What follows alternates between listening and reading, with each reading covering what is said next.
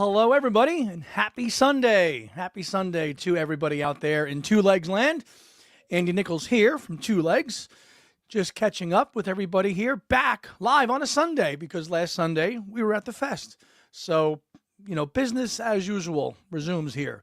Happy to see everybody in the comments, hanging out in the studio there. Before I went live, Brad Hill, Tony D.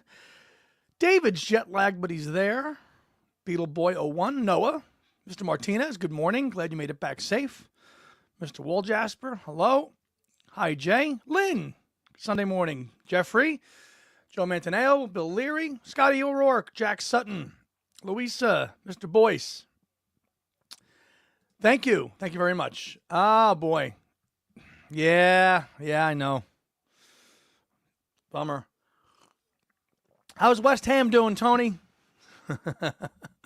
Should keep up on Premiere more. I should, but I don't. There she is, Mrs. Beatley Tone. Hi, gang. Hello, Dad. Thanks for being here today. Susan Gagney. Hello. Yeah, so I think we're just about recovered from the fest. Oh, man. Take some time to recover from those crazy days, even if you go for one day, let alone 3 or 4. Hi, Elliot. Good morning. Liverpool plays West. Oh, at Tony, you got to go. I'm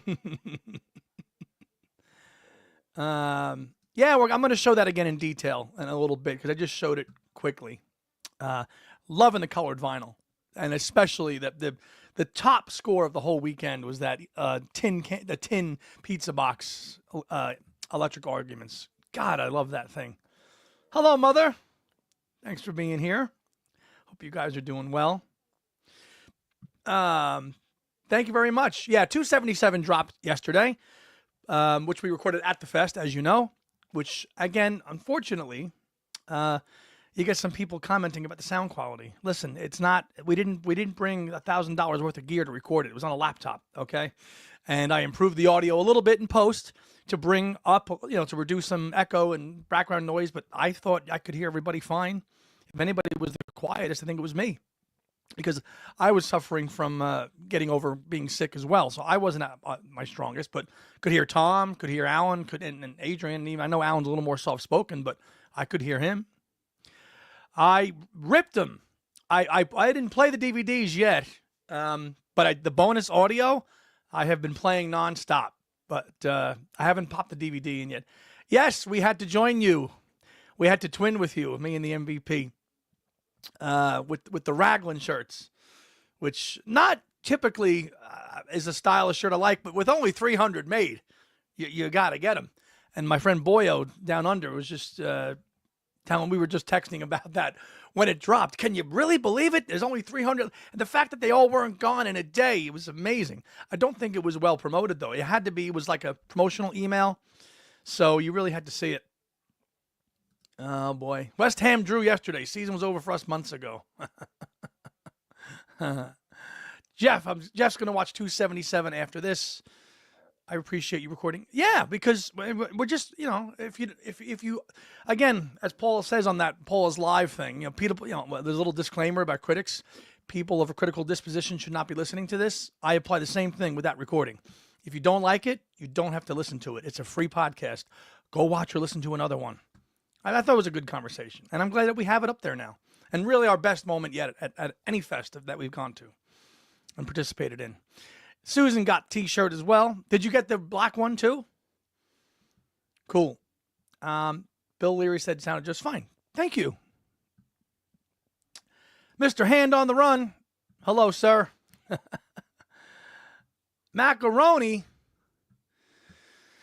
says, good morning, Andy. In your humble opinion, have you noticed the attendance of the fest going up or down? Down.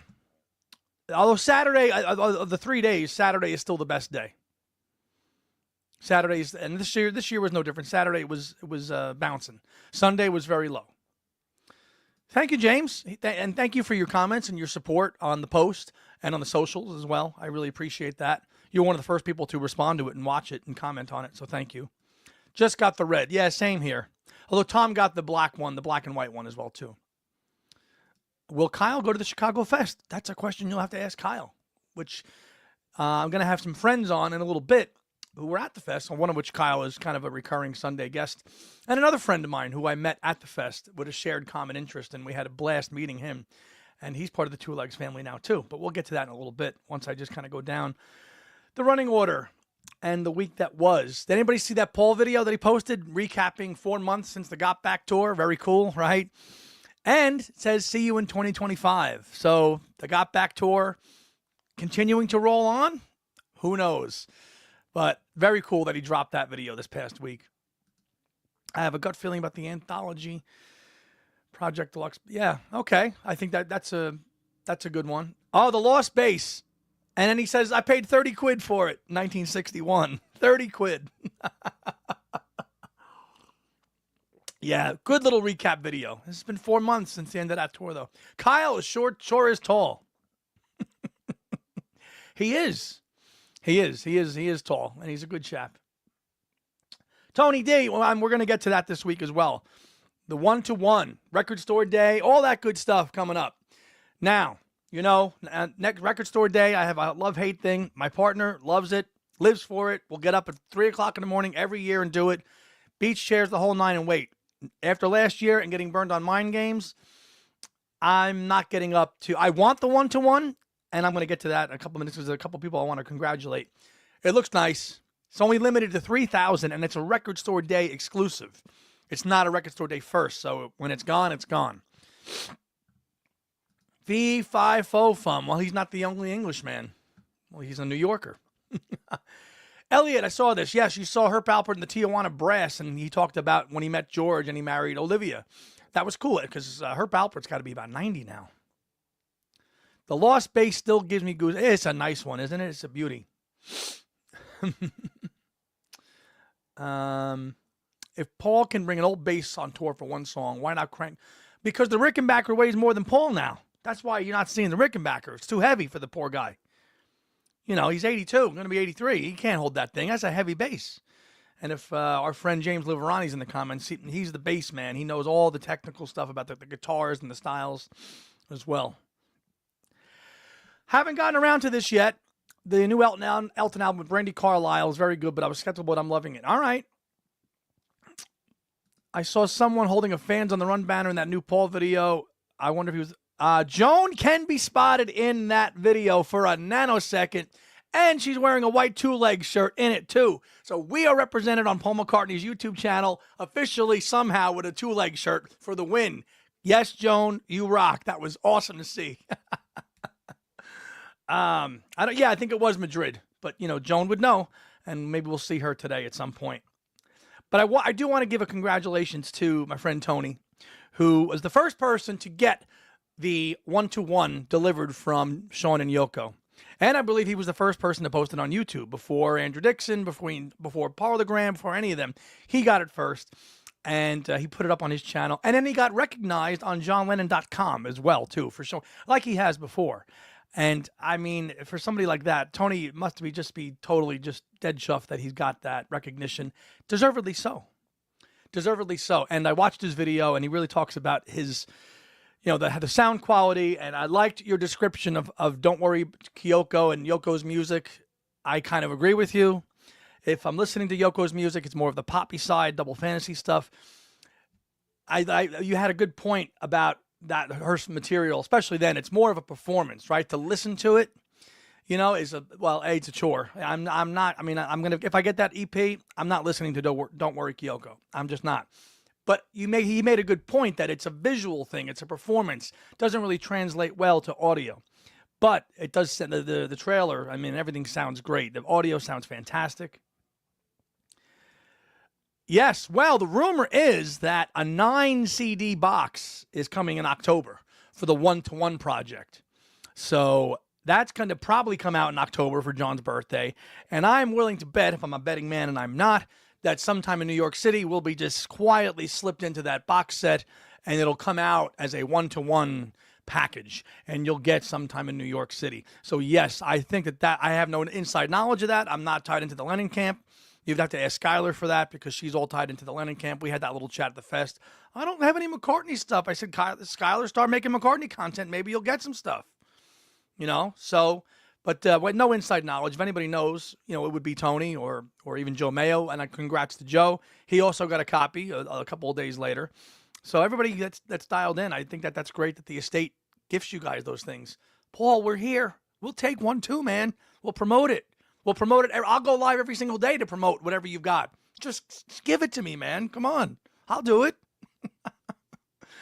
Noah, I do not believe it's done. And especially now, we can talk about that too this past week. The third round of the super high material CDs are dropping. And London Town and Back to the Egg are skipped, which in Tony's opinion and mine, and I'm curious if yours guys too, that even just enhances the fact and gives better chances that those two albums are going to get their treatment and they're going to get their due in 2025. I believe it. I feel it. It's coming. Because they skipped it. They absolutely, they skipped those two albums. So they're, the next, and I think there'll be one more round after that too. So that's coming out as well in May. Actually, next month. The next round of the SHMs will be out. Yeah, as you should be, man. As you should be. And you give your honest opinion. And I know Joe does too. I think it will. I will. Now, funny enough, I got an invite from Elton's website, fan club, whatever, on I think Tuesday night, inviting me to a listening party in the city to hear the album in the East Village. And I couldn't make it. There was too much going on, back to work, and it was during the week. It would mean trekking into the city, and I couldn't do it. So I initially said yes, and then I said I couldn't. Could I forward the invitation along to somebody else? So I passed it on to Kyle, and Kyle went with a friend of his. So they had a good time listening to it. But I think they said that like the music was kind of in the background. There was all like talking and stuff, but a lot of good early press about that album. I will listen to it this week. I know they were on, I think Elton was on SNL, I think last night with Brandy Carlisle. They did a song from it, but I've not heard a note from it yet. But they're certainly marketing it pretty damn well. I'll tell you that. Next round, the live stuff. Yeah, exactly. I think so. That's the logical thing. That will solve the issue and get that album, represented. And I'm sure they'll just they'll slide the album inside of a 1-to-1 box set, and that's how they're gonna get that album in there. The live stuff, the live jam on Sometime in New York City, might be some of the worst material that I've ever listened to by John. I don't like that stuff at all. The stuff with Frank Zappa, is not enjoyable stuff at all. Sorry, Elliot. I know you're close with David Peel and all that stuff, but that material, that live material, and the live jam, that's a tall order to listen to any of that stuff for me. The live version of Well, Baby, Please Don't Go, that's good because he introduces it as an old cavern number. I like that. Other than that, Sometime in New York City is a period piece, and New York City really, I think, is the best track on the whole thing. It really is. Matt Bazell, good morning. Great fest panel. Thank you for that. I'm glad people are enjoying that. Well, awesome time hanging with Adrian Sinclair and Alan Cozen that whole weekend. Good point there, Tony. Broad Street and Press to Play are also missed on the SHM. Why can I never say that right? Super high material CD. Damn it. Yes. So if you're willing to think what is MPL doing, you've got London Town and Back to the Egg isolated. You've now skipped over and you've got Broad Street and Press to Play. That could be another bundle. Who knows? Peter Boothroyd, hello. Tony says it can't be 9 CDs just on 1-to-1. Surely Sometime in New York City, ultimately, they will. Now, you could bundle the rehearsals too. There was a ton of rehearsals for the Willowbrook concert, which I'm sure will be in there too, of which one of them he rehearsed and obviously didn't perform it at the afternoon or the night gig. They actually worked on Working Class Hero during that rehearsal. So that'll be nice to hear, really in good official quality. I've got boots of it, but I'm sure the rehearsals will make up some discs, the 2 concerts, obviously. And I mean, 9 CDs, that's a lot of Sometime in New York City, boy. and A Luck of the Irish and things like that. It'd be interesting to see what they really come up with. But we know the Lennon estate has the format down. You're going to get the evolution. You're going to get all that stuff. You're going to get the songs as they were done. That camp just knows how to do it, man. And they're doing the most with the less material. I had this chat with a friend of mine over the weekend. The Lennon camp has X amount of albums to work with, and they are doing the best job with it because there's only a limited number of John albums. So they are really just knocking out of the park with how they're doing these releases as well. Rumor says 9 CD, but I think 9 discs, 6 CDs, and maybe 3 Blu-rays probably. The second, free, but I think they charge you an extra couple of bucks on it. Andrew Watt produced the Elton and Brandy album. Yes, he's the hot guy right now. He will be because he did produce Paul's next album as well. Serge, yeah, good point. I wanted to talk about the Queen Mary and the party, and we only had an hour with those guys. So I really had to kind of just keep it to the talking points that we came up with. But the Queen, I wanted to get to that as well because George went to that party as well and the crazy guest list and how much the party cost. As well as we now read in the Legacy book. It cost quite a fortune to do that. Yes, he was. Let me just go back here. Louisa says, love your new setup in the back. Lots of yes, I've revamped the back of the room now with all new stuff now. I've got my Tug of War promotional display, the complete suitcase, the singles crate, the All the Best promo box, Run Devil Run, and the Flowers in the Dirt promotional box. So that was like a Bob Dylan / Paul shelf. It's all Paul now. I mean, come on. That's just how it has to be. So thank you. Yeah, worked on that as soon as I got home from the fest. Ladder, dust it all out, clean it all up, get it all set up. Thank you. Thank you for noticing that. Maybe they'll add the 10 for 2. Maybe. They might do that as well. Very hot producer. Rubber Soul, I don't think so. For Beatles product for 2025, I think it's going to be the anthology because you already know the book is coming out in October. So again, Apple, Beatles, marketing, you're going to get probably, and again, no inside info. I'm sure we'll get a nice big anthology. Disney Plus drop, the CDs, everything redone, the vinyl albums, the whole 9. Yeah. David was on the Queen Mary in Long Beach, lovely ship, museum, hotel during the Now and Then. Yes, I remember you were there for that.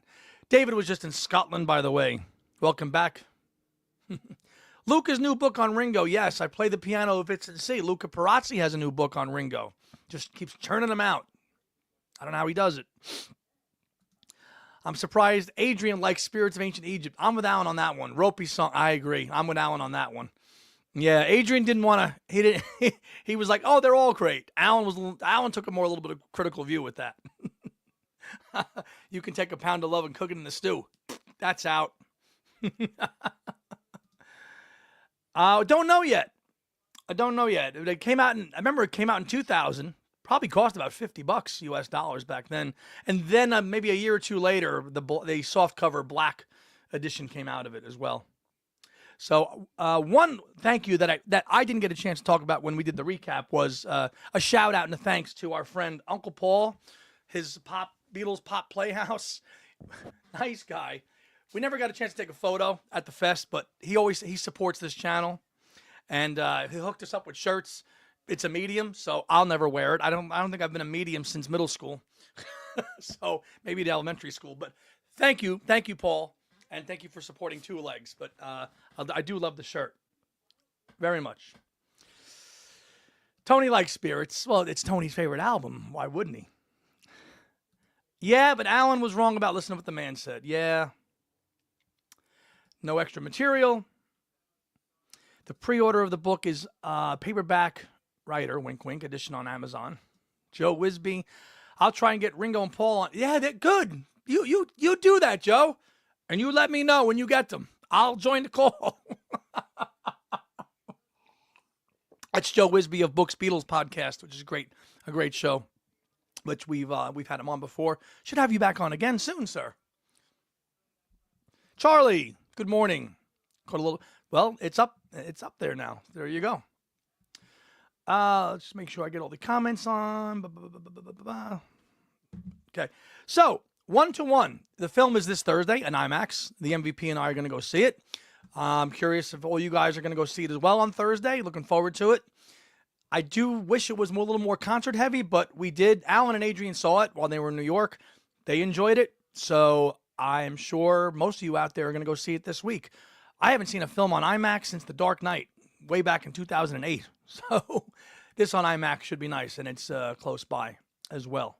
So everything for the good of the order. Let me just go over again real quick now that I've actually played these things. The Wings Over America colored vinyl. What a beauty. Tony, do you have this? Tony Beatley Tone, do you have the colored vinyl? I think this plays better than anything. Played it like twice. A beaut. And the spine's even a little bit different too. It just says Wings Over America. Totally different. Like, these are the things we geek out about, people. This kind of stuff. What does the spine look like? But the colored vinyl, which I'm just about all caught up with.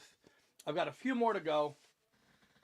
But again, if the Electric Arguments potato sack thing was on this, my partner and I would have duked it out on the 9th floor over this one, and I would have won, hands down. He would have had it. I just would have said, nope, I'll take that. But it was a good price. I mean, Susan Gagnon got this when it came out. It's a heavy thing. Tony, do you have this? Beatley Tone? I keep saying Tony because there's two Tonys here. But the colored vinyl series, really nice job, and they just sound great. All of them. The Half-Speed Master of Venus and Mars, I played it again this morning. It sounds great, but I'm not going to lie. I don't hear anything different on that than I do the Archive Edition from 2014. No skips, clean, sounds fine. Again, I'm not as bougie as Beatley Tone. I don't have a $5,000 turntable to play it on to hear the little note, the differences. However, the Dolby Atmos mix, which we talked about last week or 2 weeks ago, that actually sounds fantastic. So, yeah, good stuff. Oh yeah, dude, it wouldn't even been close. You would have been pushed into the East River in about 2 seconds. Peace and love. Gonna wait till physical, but I have the fun. Okay. Do you think Paul would put the songs Freedom and Lonely Road and Driving Rain back in the set? No, I don't think those songs are coming back into the set. No way. Tony's got all the colored vinyls from 17 to 19, but not all the not all of them. Not all of them. Hello, Joe Mayo.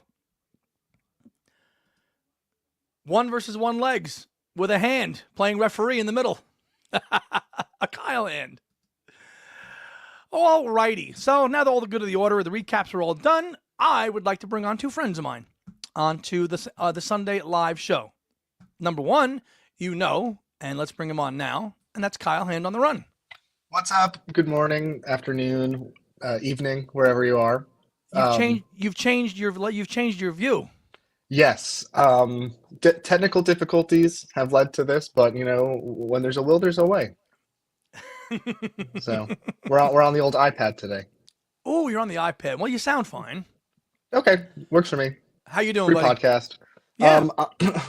I'm doing great. Thanks for having me on. I'm honestly still just coming down from the high that was the fest. Like, it was so fun to see everybody and hang out, and the 2 legs party was amazing too. And yeah, you couldn't join us when we did the recap on when we recorded that. So I'm sorry that you couldn't join that. So now you can give us the Kyle Hand on the Run take. And Kyle was really responsible for organizing that whole thing.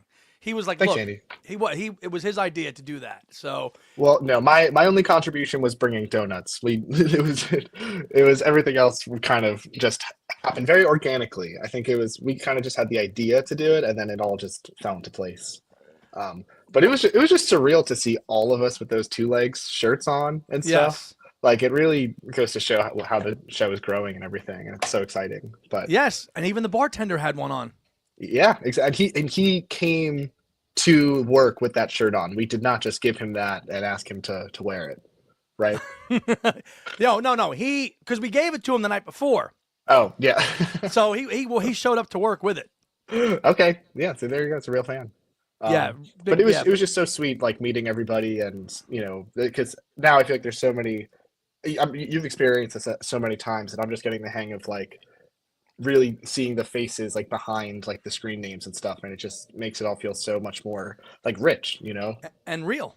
Yeah, And totally. real. And again, a big I'm big thank you to Russ Beatles 63. I don't know if he's here today, but Hmm. man, that guy was just so old school and he was so great Yeah, and the real. the He's real. real deal.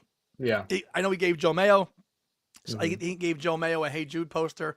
He gave me the London Town thing, which is right there. I haven't found a spot for it yet. Oh, do you want to see my McCartney 2 one I got? Oh, then let me see. Yeah. Yeah, I got it right. I gotta had some Michaels and frame it. Oh, you framed it already. Let me see. No, I know. I said I Oh, have you to. have to. Yeah. Yes. That's Now that I look at it again, it's kind of a depressing picture of. A little bit. But there's another one in here that's like a nice like full page. It's so weird. I'm flipping through a newspaper. Um, but yeah, at some point, Andy, I'd love to, if people are interested, show off some of my fest goodies. Um, but Absolutely. just put a pin in that. We can do that at some point, Mm. today or whenever.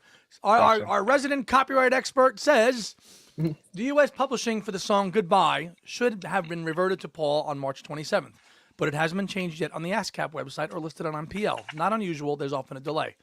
So the man gets more of his stuff. That's a goofy grin. Could be a 2 likes thumbnail. It could be. Oh, this is the first page. Right, Conversation with so Paul. he was showing us that picture, like, so that's from 1979. Yeah, it was But he's like, oh, this is before. the McCartney 2 thing. But all that stuff, as we now know, was done in the summer of 79. That's why I think Russ was a little confused. He's like, but this is McCartney 2. But all that work was done during the summer of 79 all by himself. What do we got? Paul with the horse. Hmm. It's a Linda photo. Yep. Anyway, Did you grab the copy of Linda's pictures that he had there, the first pressing of Linda's pictures? Did you grab that book or no? no. Maybe Luann grabbed it. Because I already had that. It was a nice copy to do that, to grab that. Yeah, absolutely. Wonderful photo. Certainly was. And then Kyle mocked it up with the Band on the Run. We wanted to do a Band on the Run photo there. Then Kyle just slapped it into Canva and he threw it on there anyway, which ended up looking pretty cool to Yep. do that. So we kind of, I think James with his Heineken in his hand could have been James Coburn in the back of Band on the Run with his hand up like that. That's kind of how he looks.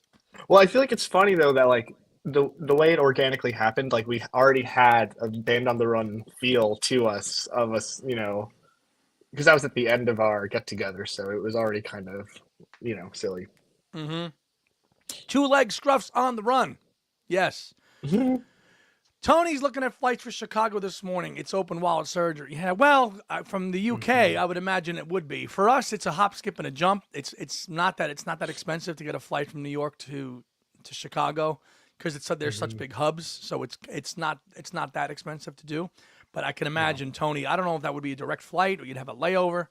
I'm sure you could do direct from Heathrow. Well, let's get real, Andy. I mean, we're talking about a guy that was on johnlennon.com. That's right. I'm sure the fest, if they're already paying a freaking $120 for a ticket, I think, 10 people's fest tickets can like pay for Beatly Tone and MBT's flights, Make him, Yes. I mean, come on, like seriously, like who do you want to hear from on the main stage? Beatly Tone or Eddie Edson or whatever his name was? Eddie Deason? Eddie Deason. Yeah. Yeah. Who do you want to hear from? Tell right now. Tony. Yeah. Of course. Yes. Of course. They should be paying Tony to go at this thing. That's what I'm saying. Like, spare us, Eddie Deason and whoever else, and send us Beatly Tone. Please preach. Yes. Preach. Yeah, let's hopefully get a little bit of a influx of, YouTube podcast stuff for the fest. Mm-hmm. Beetle Eddie, hi Andy and young man, your name is not there. What do you think of the guy who's playing Paul is towering over the others? Well, that's Kyle because he's on his iPad. So it's Kyle. You don't know Kyle by this point? What's up? Oh, please, Joe. I know you did a little video with him. When the top draw at the fest is a guy who played a Beatle fan in a 1977 movie is the top guest, the bar is low, my man. It's an okay movie, and I know he did the trivia with you too, and I think he he did well on it, but whatever. Yeah. That would be really funny if we took. I mean, I don't want to like undermine the fest so much, but it would just be comical if we around and took like a census poll of like, okay, whose face do you recognize here? Like Eddie Deason or Beatly Tone? I'm willing to bet that the odd Tony would be like we'd have to have like a security detail for Tony. We would. If we flew to the fest. I'm telling you, because us Yanks, when we hear a Yeah. British accent and when somebody from England comes over here and starts talking, they're like, it's like royalty. So Tony Yeah. and Kim would be like trotted around the hotel, like like Mhm. Camilla and Charles, and we would need like Yeah. the security detail for all of them. Mhm. Rightly so. Tony, I'll start working out between now and August so that I can be the muscle, so I can also get a free ticket, so I can just, It's the truth. yeah. Us Yanks hear a British accent and we're like, that's somebody important. Well, Tony is. Well, And yeah, Kim. Tony's important for reasons beyond his accent, but I see it helps. I see what No, you but mean. you know what I'm saying. Yeah. Mhm. So And also with like it's not it's not just like a foreign accent thing. It's also because of the tie to the Beatles. It's like he feels of course. it's like you want to get a UK pressing because it's like closer to the Beatles. It's like we want a UK fan because it's closer to the Beatles. Yes, and he's tied in, man. Yeah, he's in it. Oh, now they're calling him a commoner. Oh, competition is fierce from the UK elite Is that like over a there. north-south thing? No, not really. Oh, And we okay. love him anyway, even though he's a Southerner. So it's okay. Andy or Joe, you should be the guest at the fest. Thank you. Soon to be called the fest from a Beatles podcaster. That's not a bad thing. Exactly. Kyle, you were born too late to know Eddie D. Well, then who are we? What fans are we appealing to here? Right. I mean, I think one thing that I did like about this fest, it's not to say it's new, it's just I haven't noticed that Skylar Moody brought her posse of young people. Yeah. And I feel like anytime you see somebody a little younger at the fest, that's not like a child. It's a nice thing. It is. So, they had their little TikTok posse, and we had our two legs posse. Mm-hmm. Yeah. And I think we outnumbered them. Yeah. True. But it's all about just bringing people together. No, it is. It absolutely is. And that's a good thing. I met a gentleman who was with her entourage. His name was Peter. Nice guy. He went to the Bowery shows as well, too. Oh, really? Nice. Nice. Yeah, nice. I think he went on night 1 Mm-hmm. as well. So let me see here. Commoner means he's just not posh. Oh, No, that's good. That's Okay. a compliment. All Yeah. right. Graham, do you think Paul's new release will be out before Christmas? Yes, I do. Kyle, What new releases? New album? the album, yeah. Well, okay. Actually, when I was listening before I came on, I was thinking. So you're saying that the Get Back tour is extended into 2025, 2026? That's what it looks like, man. Because it says see you in 2025. So I was thinking got back, overdone, like new tour, new brand, new everything. Yeah. But New cycle. looks like it's rolling. It's like his version of Bob Dylan's Never-Ending Tour. Yeah, but okay. Well, you'll have to teach me some history here. Like, is it like always almost like a social rule that when you release a new album, it's like a new tour? Or on Bob's tour, did he release like many albums and it was still the same tour? Well, that started in the 90s with Bob, Mhm. where the tour was just Bob Dylan on tour, and then whatever album he was promoting, like the tour Yeah. didn't have a brand. It was just Bob Dylan on tour. Paul, going back obviously to everything from the beginning of time, touring was always pushing an album. Start really, but within the 2000s, it became the Driving Rain tour. Back in the World tour, back in the U.S. was the tour as promoted. So it's become branded with an album, but Paul hasn't done that in the last 10 or so years. I mean, Out There and Up and Coming and Freshen Up and Got Back, it's been branded as all these things. It's branded, but not necessarily like the Egypt Station tour. No, it hasn't. It hasn't been that way for a while. So I guess really- it doesn't completely disqualify it, but I think it would have been like a huge hint if he took a pause on touring, released the album, did the radio kind of like podcast, whatever, interview tour, and Yes. then like next summer toured on that album. Right. The last time you actually did that would have been the Chaos and Creation tour, which was like that was a new album. He played new songs from it, and that's kind of how it was. I think that was the Us tour, right? So it's always been branded that way, and however he's done it over the years. Let's catch up on comments, and then we're going to get to our next guest, who's in the background as well, to tie into what we were just talking about. Joe says, I think it's a great idea to have younger fans. It always is. Oh, and the gentleman from the Quarrymen was at the fest too, Colin Hanton, and that's pretty OG because he was in the band with John. So but I don't think many people knew who he was, sadly. He loves it's one of his favorite movies, and he's a young guy too, and we're gonna bring him on in a second. Lawrence Juber played a concert full of Back to the Egg. Yes, I heard about this with the McCartney tribute band, and it's on their YouTube channel. When was that? And can we get a link of it, please? Yeah, I'd love to see that. Also, I Want to Hold Your Hand. It is responsible for Back to the Future because it was Robert Zemeckis' first film, and later became, which he did a couple years later. It did cheese me off that the 2000 did not get to the UK. So, continuing on, we were just talking about the posses of people that were at the Bowery. We met a guy at the fest who was there as well too, and he was wearing a Bowery shirt. And if you watched the recap, you saw him. His name is Ryan, and we're going to bring him on right now. Ryan Freed, hello. Hey, buddy, good to see you.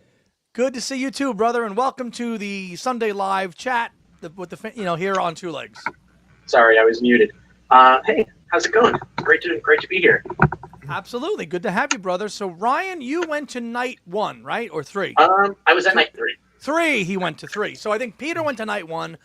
When Kyle was doing his filming for us and did live, and then Heidi and I went to night 2, and you went to night 3. So we met him there, and he became part of our adopted Two Legs fam, and he hung out with us Saturday night into the wee hours of the night, and then he got home safely. Thank God.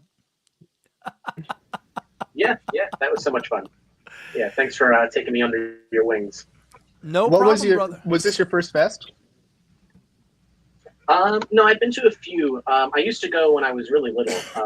I actually just found a picture of me when I was like 3 or 4 years old at the fest, so I'll try to share that in the chat if I can. But, what's your impression of having not been for a few years? What was your impression of like your first fest as an adult? Well, I kind of rediscovered it after COVID, so I'd been to, I guess it would be 23, the one at JFK, and then the one before that also. Oh, so you were there. So we were crossing paths the whole time, and then just never got to meet. Yeah. Cool. But it was great. I love, meeting people that have a common interest, and it really makes you feel like part of a community, Ryan, do you feel that, to Kyle's point, like going to the fest and just meeting people like all of us is the bigger draw these days than going to see any kind of guest? I think so.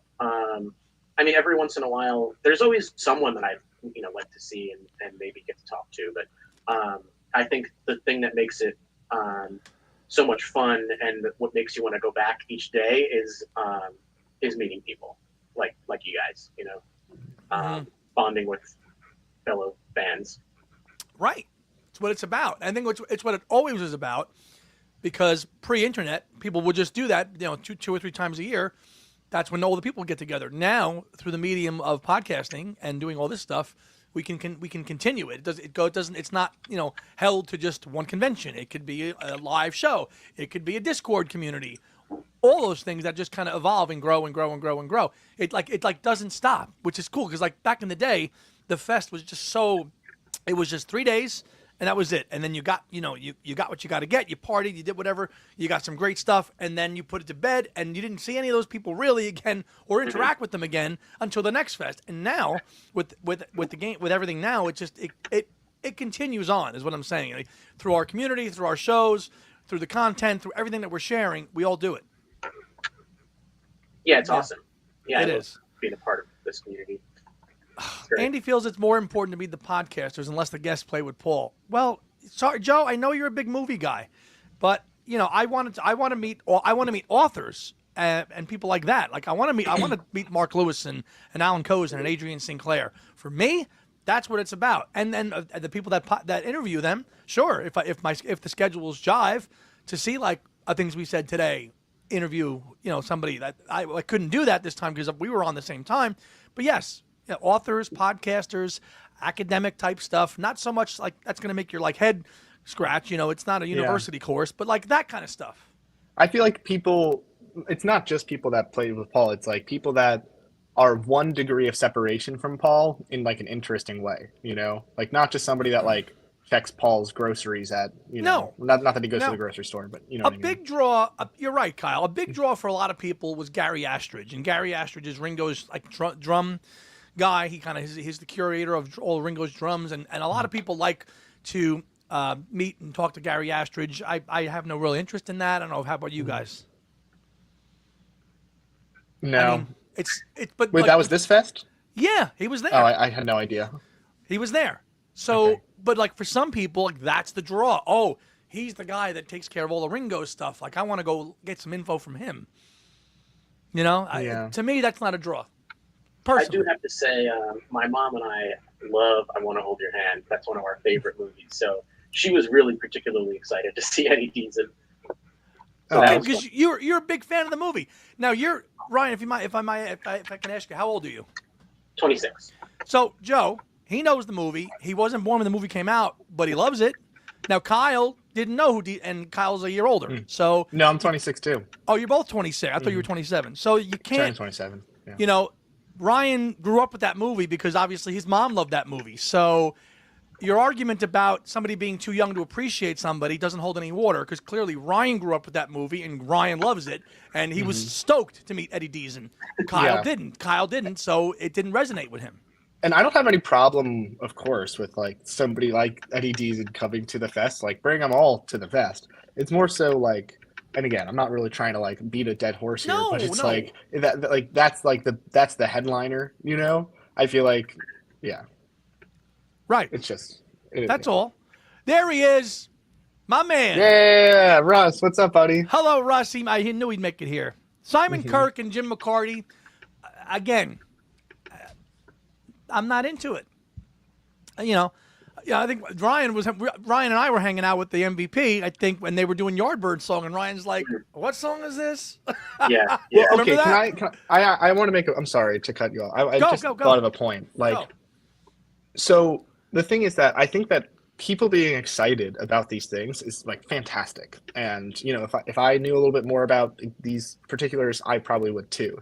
I just think that it really shows the fest's kind of like desire to like cling on to like the past of guests like they've done in like previous years, but it's just become so obvious that it's kind of like scraping the bottom of the barrel. And I don't mean to offend anybody that's excited about these people, and I think it's just showing a lack of desire to like change with the times. So it's like we're not just saying like it should be more podcast focused because of, you know, that's what we love, that's what we do. But I just feel like if they kind of were like, you know what, let's put podcasters on the main stage, or like let's have like Parlogram come in and be one of the fucking main people, you know, like that would actually show like, no, people you know, are not interested in like the, you know, Ringo's drum guy. Like they people watch Parlogram's videos. It's a huge way that people learn about, connect with, and like express their love for the Beatles through these things. So I just feel like it's a sign that they're not changing with the times.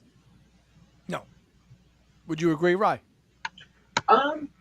Yeah, I guess so. I mean, I feel like I'm not as tuned into like who's scheduled each year, and I kind of, you know, usually there's like one or two guests that I'm specifically interested in maybe meeting or talking to, or just watching them do a panel or something. Like I remember, I think it was 2 years ago, Mark Lewison was there, so that was really cool. Home run. That was a fantastic book. But so I loved hearing, you know, what he had to say. So I think, and this year with Alan and Adrian, like hearing the authors and people that I'm, you know, more personally familiar with what they're doing, as opposed to like, I mean, I personally didn't really know the people from the other bands like the Yardbirds.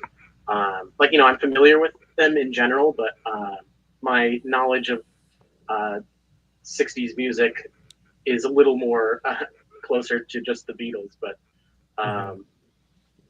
yeah, in general, I think the podcasters, authors, people like that, you know, people who are just immensely knowledgeable about this kind of stuff I mean, I think it's great to hear what they have to say.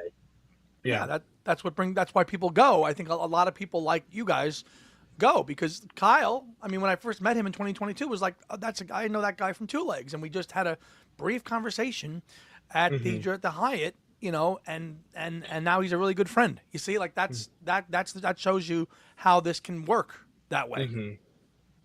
Yeah. Charlie says, I definitely would see Beatley Tone before the other guy highlighting at the fest. Yes, Oh, Charlie. the Thank fan you. club. Okay. We're gonna, there was the Wings Fun Club, there was the Jim Keltner Fun Club. Now we're gonna have the Beatley Tone Fun Club. We've got to do that little disclaimer like they did on the back of Roto Speedway, but do it Beatley Tone style. We'll work on that. Kyle and I will work on that. Tony. Tony, do not buy the tickets to Chicago yet. I am logging on to the internet, starting a petition.org to get the fest to pay for you and MBT's tickets. Please. So please. The fest may morph into an academic style of recent symposiums since 2017.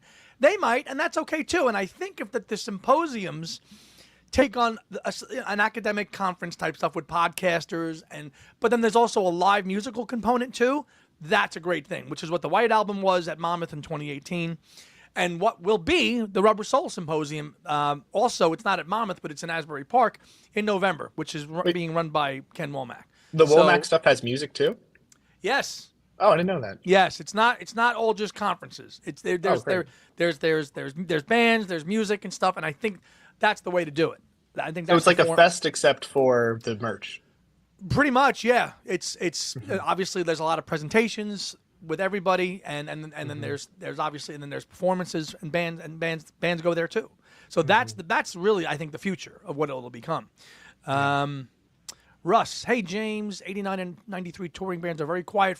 Yeah, see, those guys, I think somebody said in the comment they would love to see Paul's touring band play. Everybody in that touring lineup is pretty quiet. Hamish Stewart says a little bit here and there. Then when there was an interview recently with him that dropped on YouTube of him talking about his time with Paul, which was great. But Robbie McIntosh and Chris Whitten, Chris Whitten's commented on videos on our stuff, and we'd love to talk to him, but when you've worked with Paul, you want to stay good with Paul, so they just probably remain silent, and you got to respect that. Yeah, you got to respect that. Oh yeah, Tony loves that. Tony loves that. Let's see.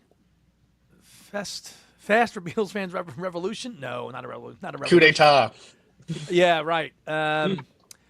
Joe says, "Hey, I've even said that Beatley Tone is my main draw to go to Chicago." Oh boy.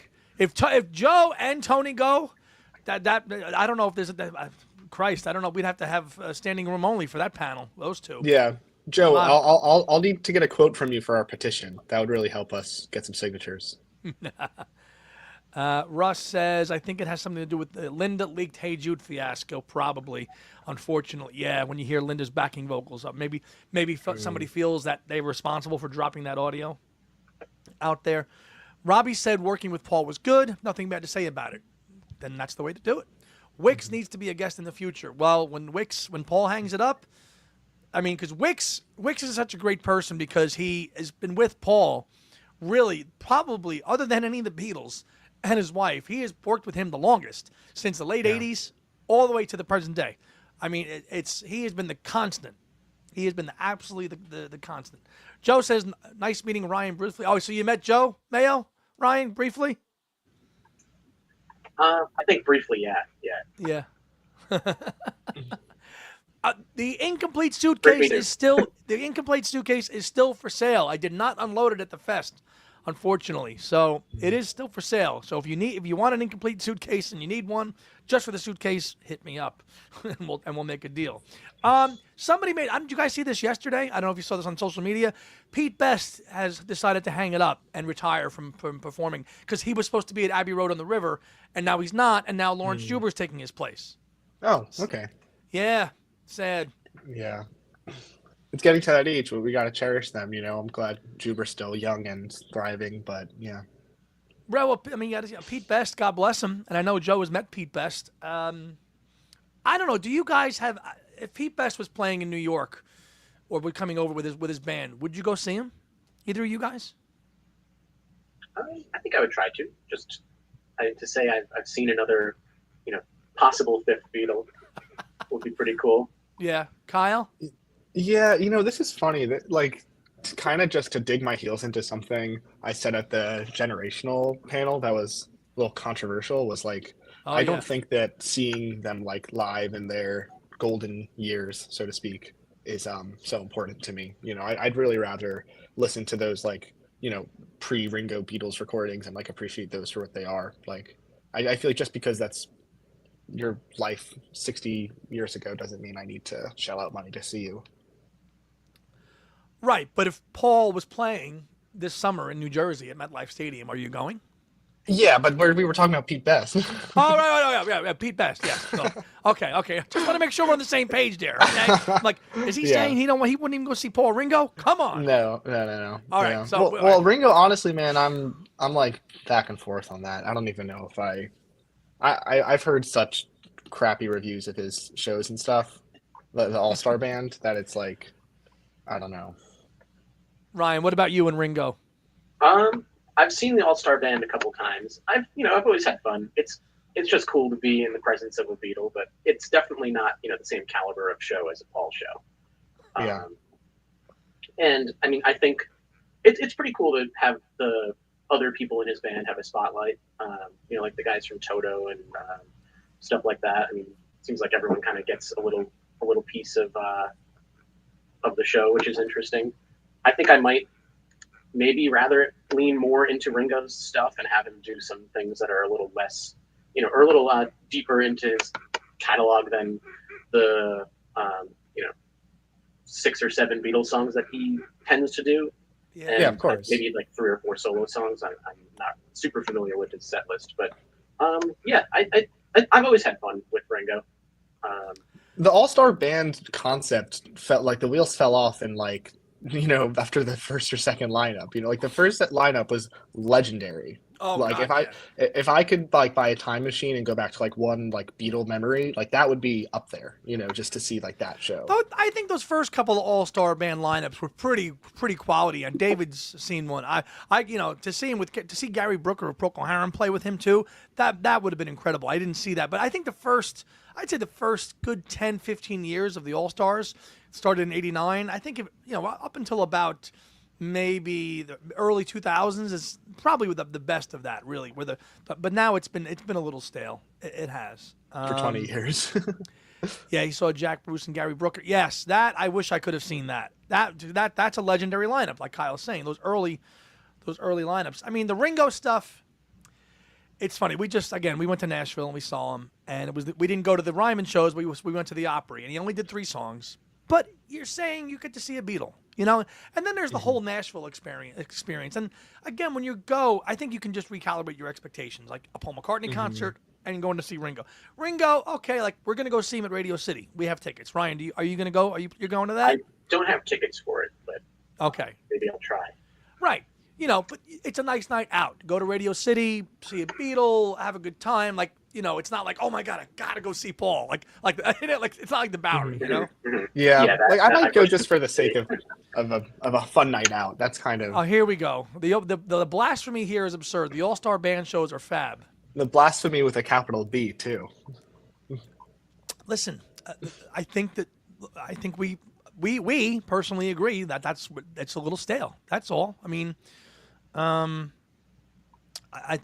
you love the All-Star Band, that's great. David, I've seen my 14th and last Ringo 14 times. Ringo, like I've only seen Ringo now twice. I was good. I don't need to see him every time he comes around. And I think a lot of us feel that way. And also, just it's kind of hard in like the podcast circles to like make a dissenting opinion because we all love it so much.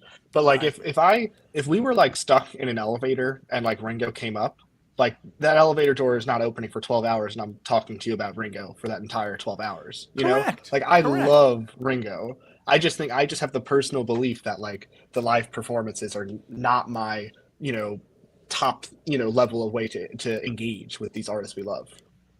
Right. And I think a lot of our friends who traveled to Nashville for the Ryman shows thought those were going to be Ringo shows, and the guy only ended up doing 6 songs the whole night.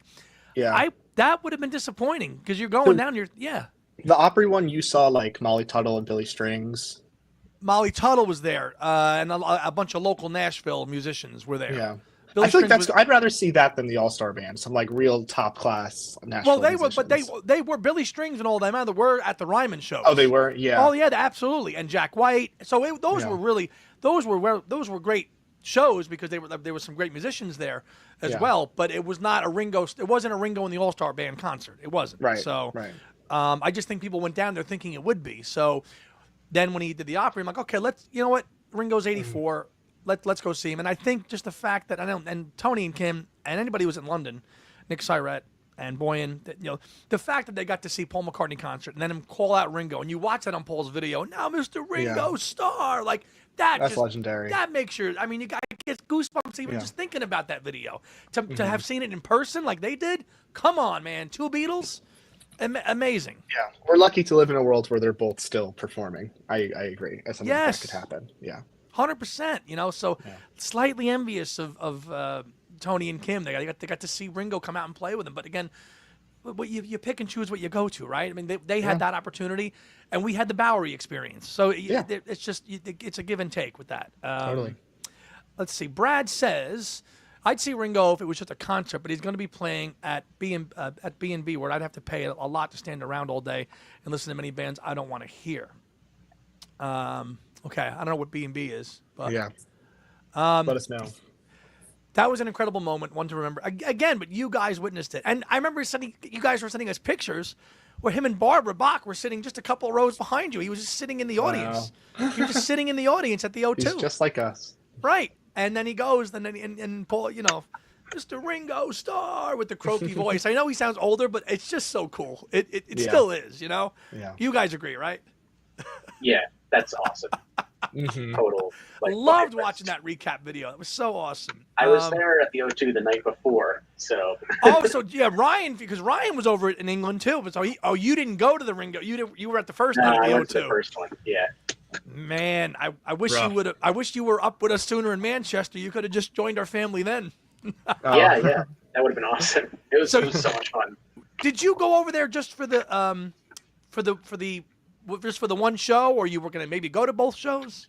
Well, I went with my friend from college, and he is a huge fan of Everton up in Liverpool. So he'd been wanting to go to a game because this was the last season of Goodison Park where they play. So when Paul announced that he was doing shows in England, I was like, okay, this is a perfect time to go. Let's make this happen. We'll do both. So yeah, I thought at the time, seeing a Beatle in England was like, wow, how amazing is that, right? Oh man. And then so we spent some time in London and then went up to Liverpool for the game, and I ended up getting my the match Beatles tattoo there. The match. You went up for the match, not the game. The match. That's a sick tattoo. You got the tat while you were there? Thank you. Yeah. I got it in Liverpool, right around the corner. Dude, where'd you get it? It was a place called Walhalla, right around the corner from the Cavern. Okay. Andy, would you ever get a Beatles tattoo? No. What would you do if you would? What would you get? Probably a wings tattoo. A wings tattoo? Probably. What would it be? Probably just just like the symbol. Just the wing, probably the symbol. Probably. Yeah.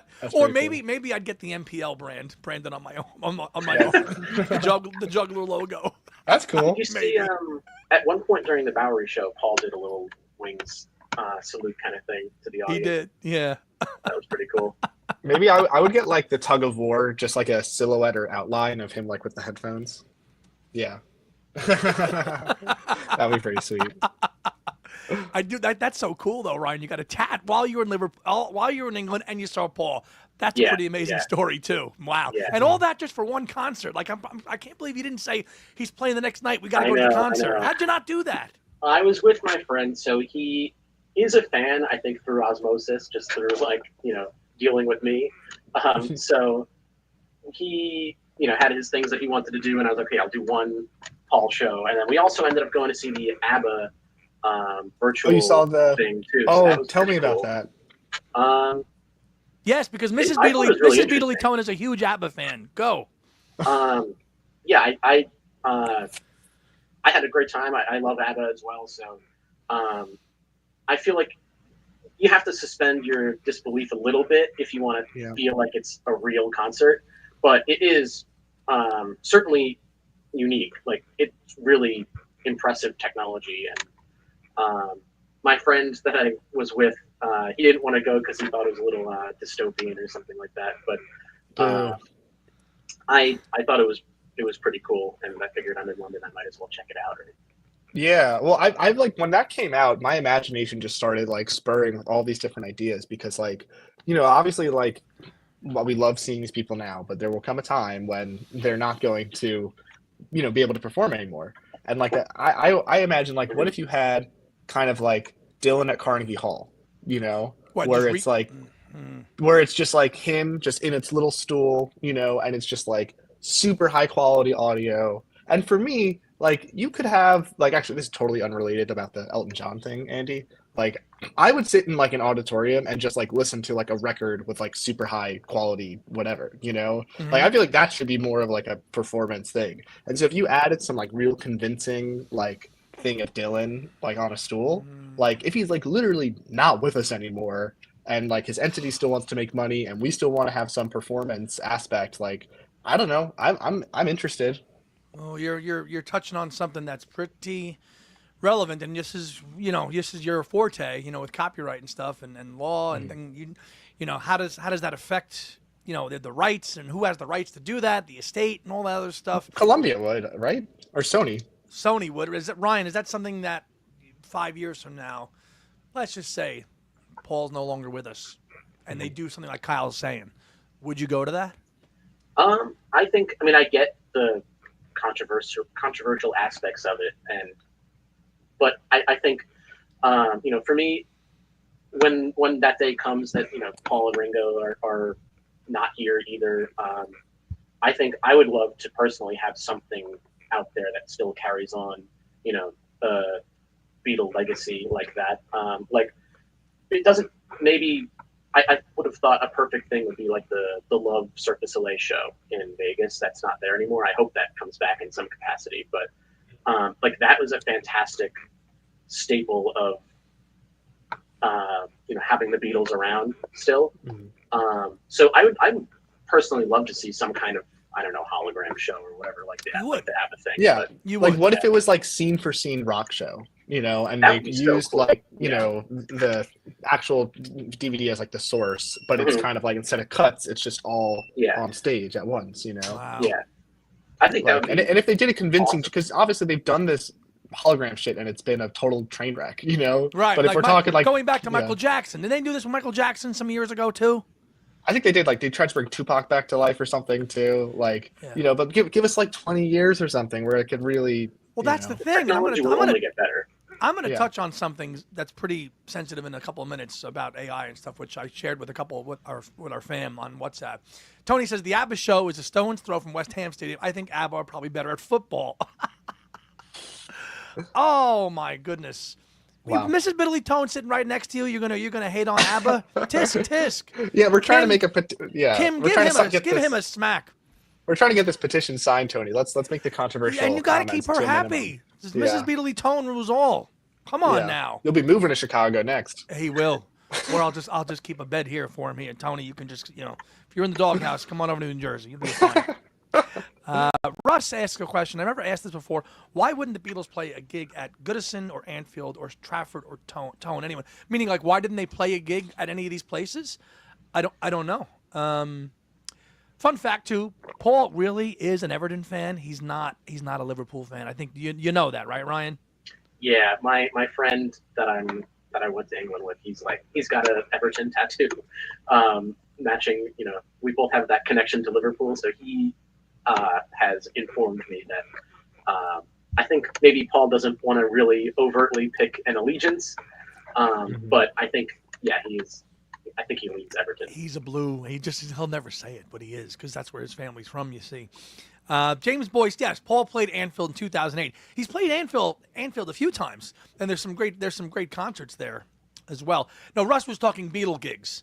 Yeah. That's a Beatley Tone question. If Tony wants to weigh in on that one, how come they wouldn't have played any gigs? Well, I mean, the last time the Beatles played Liverpool was in '63, right? August of '63. I mean, they came back for the Hard Day's Night premiere in July of '64.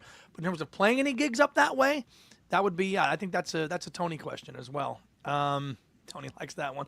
James Boy says, I need to see Paul again, as my London show was spoiled like corporate types getting boozed up. Always a problem. Yeah. December of '65. Okay. Oh, that's right. Because that is true. December of '65. I do remember like doing a, Jude Kessler did an online seminar on the Beatles' last UK tour. And that was a great great chat. And she was at the fest too. And her book, her latest book, has been delayed because there was printing issues with the pictures. So I got to see her and Rand real quick as well. Stadium gigs weren't a big thing. They were not. That was an American thing. I mean, playing small theaters, that was all you really had in the UK. And even now, just knowing that the Co-op in Manchester, that's the biggest venue in the UK for an arena right now, an indoor arena, not outside. All right, so I saw something on Facebook last night that really, really pissed me off. And it's That's a great Stark Tandy story. It pissed me off. I shared it with Joe. I shared it with Tony. It's an AI interview with this guy talking to John Lennon. And it's like John Lennon's first interview after his death. Really creepy. Watched about 2 minutes of it, and I didn't watch it. And it's not even accurate. The voice is like, he sounds more Australian than English. And the guy's asking him questions about, like, and he's really using like the John Lennon's like image from like the Imagine video where he's sitting at the piano with the glasses, and it's just so creepy. And he's asking questions about, like, what was it like to, why did this happen and why did that happen? It was just so creepy. I'm not even going to. Can you play a clip? Oh man, I'll play a quick clip, but I am not liking this thing at all. I'm just going to play it off my phone. While you find it, I've got it. I've got it. All right, here, quick with it. My name is John Winston Lennon. I was born on October 9th, 1940 in Liverpool, England. And when did you die? I died on December 8th, 1980 in New York City. I was shot outside. I can't do that. I can't listen to it. Okay, I have a bunch of thoughts here. I cannot do that. That's so wrong. So the first thing I'll say is I remember we talked, or this came up at the historians panel, I believe. And I remember thinking that I feel like we overthink AI stuff a little bit too much of like what's AI, what's not AI. I think it's a really simple gut check, right? Of like, kind of like how you're reacting, Andy. Like, is this appropriate? Yes or no?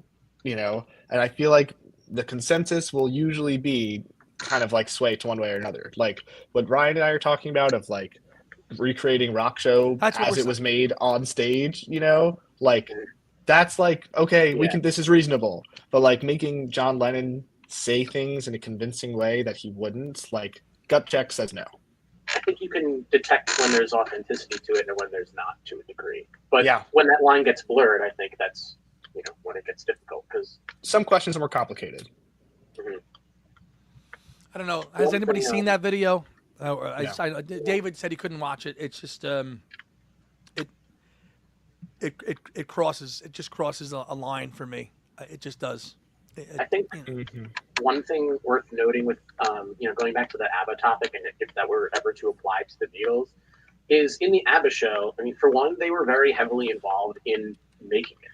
I think they actually did the motion capture for the avatars, which is what they call the virtual versions of them. But at the end of the show, on screen, of course, they're not really there, but the current, present day ABBA, all four members show up on the screen and they do a little bow and wave and stuff like that. So the real people are still represented in the show. Like, it's not, I think, they're not trying to pass it off as this is real. This is, I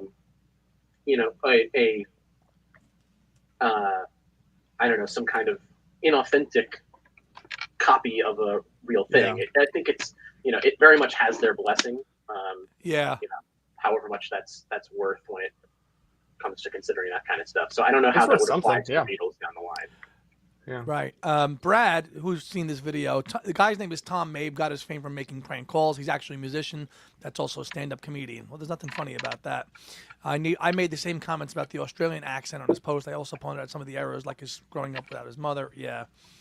I'll be sure to let Tom know that he's pissed so many fans. Well, I commented on it, and I just said I just felt it was immorally wrong to do that. So I want to suggest some further reading for people. I saw this documentary last year called Eternal You, where it's all about like this company that first it was an AI company where it's like you can talk to like fictional characters and have a conversation, but then people started using it but what if I designed this fictional character to be my loved one that passed away? and just all of those like moral creepy questions, and the company being like, hey, we got nothing to do with this, but they like totally do. And it's explores those questions really smartly. So that's what it reminded me of.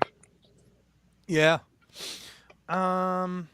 It's like a play with writers and actors. Yeah. Lynn says, I hate the fake AI music. Yeah, that's going to be up there. Did I see the Renaissance pairings? No, not sure what that is. Elvin says, the Beatles live in Waltham style, which is a lyric in what Paul McCartney song? Quick, quick, quick. Anybody know? Kyle, Ryan? Waltham style. Come on. What song is that in? Think of it. Come on. What's the one where he says all Is the it city Old names? Siam, Is it or- Hi Hi There Hi? you go. Old Siam, sir. Old Oh. Siam, sir. Nice. I could hear it in my head. I was trying to get to what Yes. song it is. Yeah. So newly discovered. I have no thoughts on that because I haven't heard it yet. Tony, we knew you would have got that, as well as James. Yeah. Peter Boothroyd, did you see the Renaissance painting of you? Oh, What? no, I don't know what he's talking about. No. Nope. Wow. I'm honored. A lot of this AI is totally unnecessary. I tune out any and all discussions about John, as you should. That's your. I get it. Yeah. Let me catch back up on the comments here that I might have missed. Paul and Ringo played together at the Meditation Benefit at Radio City. And yep, that's when they did Cosmically Conscious, which is very cool. What's on the? You guys got any concerts on the horizon coming up? Any like Beatles non-related stuff? I'm doing Oasis in the summer. Really looking Oh, you're forward gonna to go. Where are you seeing him? that. At MetLife. Oh, cool. That's That going to was be great. quite a challenge to get tickets for that. Where are you sitting? Crazy Ticketmaster queues and everything. Sorry, what did you say? Where are you sitting? I think I'm in the.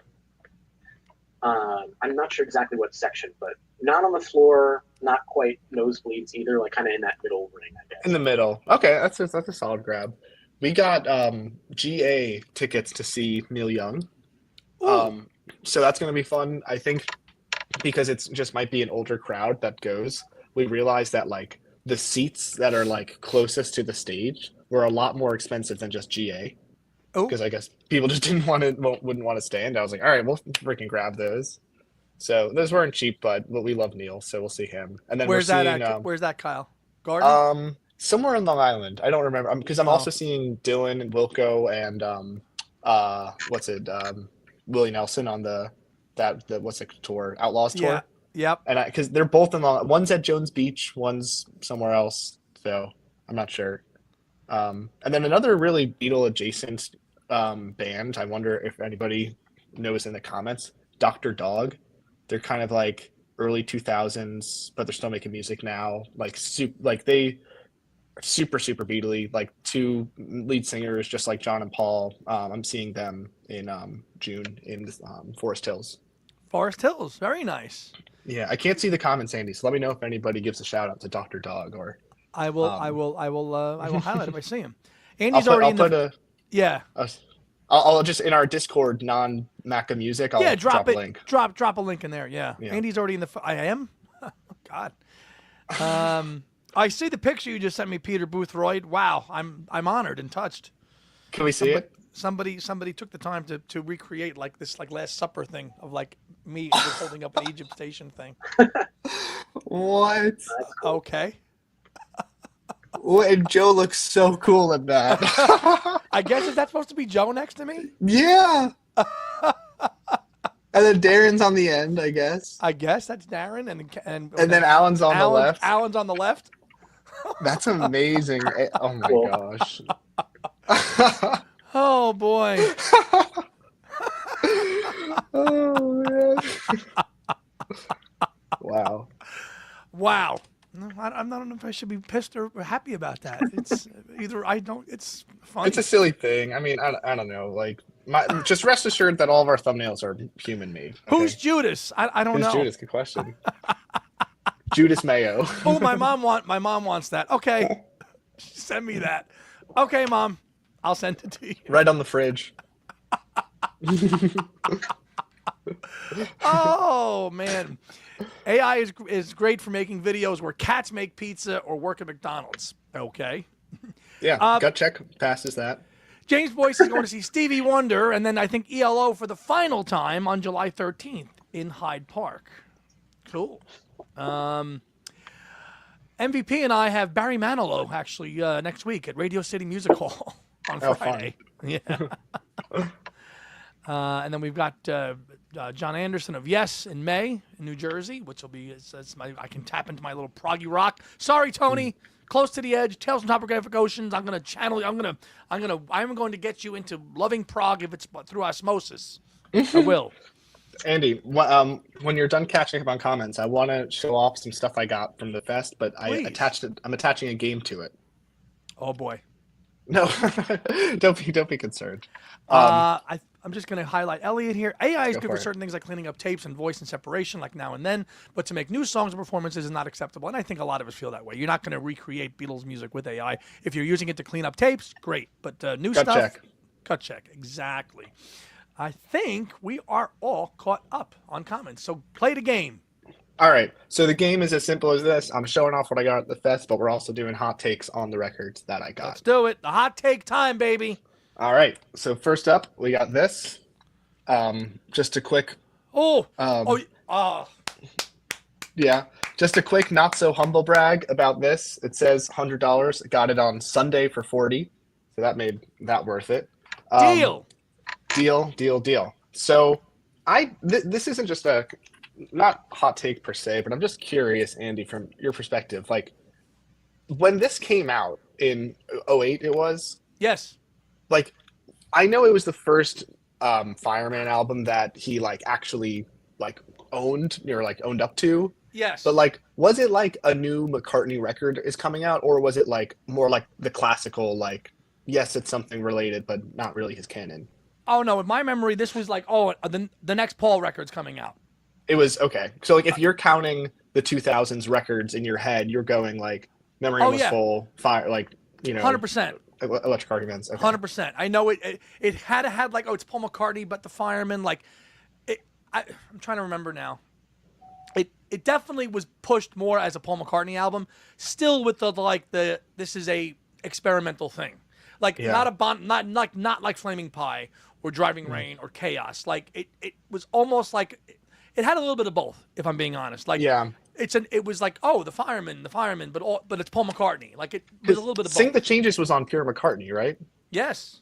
Yeah. So it's like it's really owned as like a McCartney album. It is, and it was. It didn't. Yeah. Now James Boyce didn't chart well, despite Paul's name on it. Ryan, you have this on vinyl, digital only, CD, what? I don't have it on vinyl now.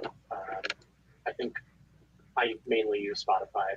But, Yeah. I have a decent vinyl collection, but I'm still filling out the solo stuff. Yeah. Yeah. A Hitler haircut. I don't know about that. Yeah. I feel like Hitler's more known for the mustache. The haircut he doesn't really own. No, Yeah. and I don't do mustaches. I don't do facial hair. Yeah. But yeah, this is. I'm so glad you got that, and you got to play the game at the fest. If you see something on a Friday, you got to just be willing to maybe if it's got a high price item, you got to maybe say, okay, I'll wait till Sunday, and you got it for $40. That is awesome. Can we name some of our favorite tracks on this? Because for me, I always knew Sing the Changes, but Traveling Light I thought was like really blew me out of the park. Yes. Traveling Light, Dance Till We're High, I always felt was like a Christmas song. Love that track. Recently, Traveling Light has become a favorite of mine off of that album. Ryan? So, I think I'm kind of a relative novice. So I've only listened to it actually like 2 or 3 times recently. So I'm just getting into it now too. But yeah, Sing the Changes I think is the only one that I knew already before listening to the whole album. Because I think correct me if I'm wrong, but I think he actually did that on tour. He did. Wow. Yeah. Yeah, it's just funny with the Highway. Fireman. Yeah. Highway and Sing the Changes I saw live at Citi Field in 2009. Yeah, he played both of those songs in the main set, and that's on the release. That's on the Good Evening New York City release. So you're getting two tracks from that album, and Yeah. Go ahead, Kyle. Obviously you can list like every Paul release ever, period, right?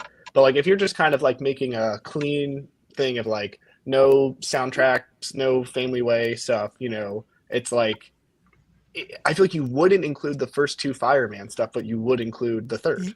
Absolutely, because it's just more of a pop record. Yet Yeah. with stuff like "Don't Stop Running," which is like a long experimental track, there's elements of that on here. So it's again he's done a lot. He's done a lot of that, but it's the closest thing to a pop record, which is why I think it's acceptable and accessible for a lot of Yeah. McCartney fans because it has those elements to it, especially Do you with Sing think- the Changes. So how close did it come out to Memory Almost Full? Like, do you think it would have been better if it was more a year separate? after. I mean, we're just digesting Memory Almost Full. Quite honestly, that period was so like chaos. Okay, great. 2 years later, another new album. What?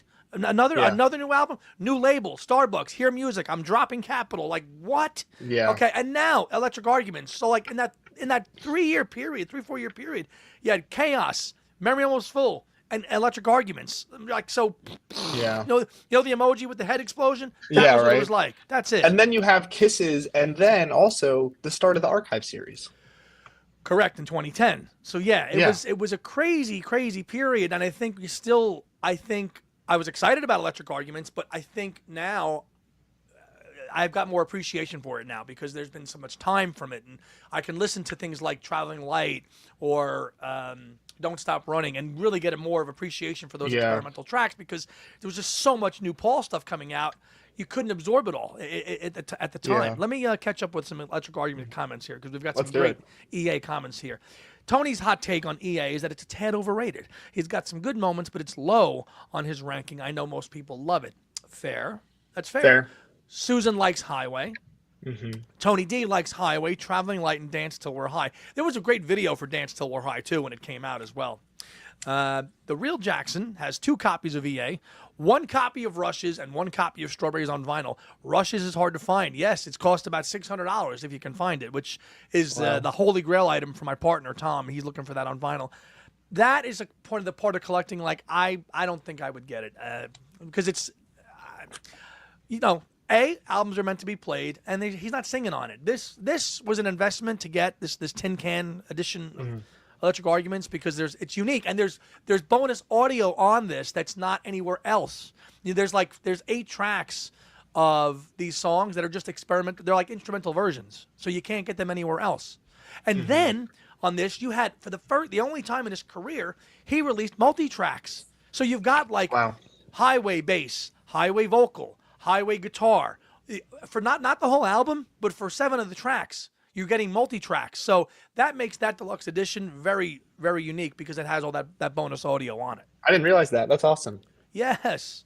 Ollie, Light from Your Lighthouse is a traditional song. That's more of a kind of a poppier song. Sun is Shining Sun is Shining is a great song too. That could be a Beatles song. It really could. Yeah. David says, I'd take another Fireman album. It's been 16 and a half years since the last one. James Boyce agrees with Tony. It starts off fine, but it sags in the last third. Eche Cormium, Twin Freaks. It was a renaissance for Paul. U.S. music critic Robert Kreisgau, that guy's a clown. He always rated things poorly. If you ever read his reviews, he rated Paul, not too well in a lot of albums. Says it's a dud. Well, that's good for him because we don't think it's a dud. Yeah. Tony D is really happy for Kyle. Thank you, Tony. I appreciate that. I'm thinking Russ Beatles 63 gave me the hypotheticals bug, so excuse my hypothetical here. Yeah, but what if instead of Kisses on the Bottom, Paul releases Electric Arguments as a McCartney with Youth album? Isn't that the guy's name? Yes. Yeah. Yes. Instead of Fireman, or even if it was Fireman, it took that release spot from Kisses on the, and let's just say that never happened. Kisses on the Bottom never happened. Okay. Do you think it would have had some more room to really have its moment? I do. I think there was a little oversaturation of Paul at that time, and it kind of got a little lost and buried. I do agree with that. I think if it was spaced out a little bit better, it could be. But Paul very much is here's the project that I'm doing, and then all of a sudden the project becomes the thing. And we talked about that with Jeff Slate. in terms of how he approaches things. Like that's what he wanted to do, and that's where all the power behind MPL said, okay, we've just done Memory Almost Full, but now we're going to drop this project too. Right. Joe has Rushes on vinyl. How about a Fireman Trilogy box set? That would be cool. Wake me up when that happens. That'll be the coolest thing ever. Well, there is no paper bag with it, which is why my partner Tom Hanyadi did not go for it, because the bag was not included. I didn't care. I wanted to have it. Take my money, Elliot. James says McCartney EA is McCartney 3-ish. Yes, I could see that. Sun is Shining is Tony's best track. Felt like a McCartney 3 album. Absolutely. I believe Sun is Shining was used in a Tom Hanks film. I think it was. Okay. Martin Glover, a.k.a. Youth. That's the guy's name. Patrick says, me, Mr. Miller, will you sell Rushes to Tom now? But most of Memory Almost Full was recorded in 2003. It was in oh wait, it was most of it really in 2000. I didn't know that. Yeah, a lot of it was recorded in between 03 and 05. That Memory Almost Full material. Oh, Yeah. interesting. I have to read into that. But so A Man Called Otto from 2022. Is the Sun is Shining. Oh, that was the film it was in? Yeah. Great. Someone convinced me to reissue all 3 Fireman albums on vinyl. I mean, Ryan, we like this album because it's more pop, right? But would you, as a younger guy, do you have any desire to hear those other albums that are just like electronic type stuff, music? Are you into that or not really? I'm definitely not as into it as the more mainstream pop type stuff, but I think the other 2 Fireman albums I haven't actually listened to yet. I'm very much still discovering new pockets of the solo stuff. And Kyle, like you were saying, like if Electric Arguments kind of took a more primary spot in his official releases, I think I probably would be more familiar with it by now. I think because it was kind of in this little side area, I was less familiar with it. It was lower down on my list of priorities to start getting into. And Paul does it to himself. Like, have you heard Kisses on the Bottom yet? I think I've listened to it once. I think My Valentine is on there, right? So well, because I'm just saying it'd be funny because that's a Paul mainstream album. It's like, oh yeah, I know Kisses, but not Electric Arguments, and it's right. There's no real reason for that other than just what Paul calls it, and we're only subject to that, Yeah, I think I'm very much still in the process of discovering new albums, and well, we're very jealous of you. On the list. Yeah. Well, so next on my list that I got, What'd you get? an original Flaming Pie. U.S. right? No, I think this is Parlophone. Yeah. Wait. No, that's got to be U.S. Let me see. I kept it in the shrink. I think I got one because I also got another one that I think that was Parlophone. I'm mixing it up. Yeah, it's Capital. Capital. Yeah, it's a Capital. Well, I got something else on my list now. But no, I'm very happy with this. Have you spun it yet? I have, and honestly, it's funny. This album's really weird to me because it has some of the highest highs and lowest lows. And I think that part of my lack of appreciation for it was because I only had the archive set, which for my ears, like I don't think that those archive editions sound great just because in general, I don't think that like digital music set on vinyl sounds great. So when I actually got this like real original vinyl, I was like super pleased. But still just some of the songs just not really my style of McCartney. If you wanna and really love you and all that. Yeah. So here, let's go through Go ahead. songs we were singing out of what do you want to do? 10 or 5? We did 5 at the Venus and Mars thing, which was easier. Ryan? Okay. Songs we were singing, I'm giving that a 5 out of 5. I love 5. that song. 5 out of 5. Yes. Yeah, I think 4.5 out of 5. The World Tonight, like I'm giving that like a 2.5. Ryan? I'll go 4. I'm gonna go 4 on World Tonight as well. If you wanna, I'm giving that a 2. 1. Yeah. I don't strongly dislike it. I guess I'll go 3. Okay. 3. Okay. Some days I'm going back up to a 4. Yeah, I think that's at least a 4 for me, maybe 4.5. 5. 5. Yeah. Young Boy, I'm giving that. I don't know. I thought I really liked that song, but I think I'm gonna. I heard it yesterday and it just wasn't all in. I'm gonna go for like a 3.5. Ooh. I'll go 4. 5. 5. Cinco. Okay, Calico Skies. For me, that's like above a 5. That's top 10 McCartney song for me. 5. Yeah, Okay. same. All in agreement there. Flaming Pie itself.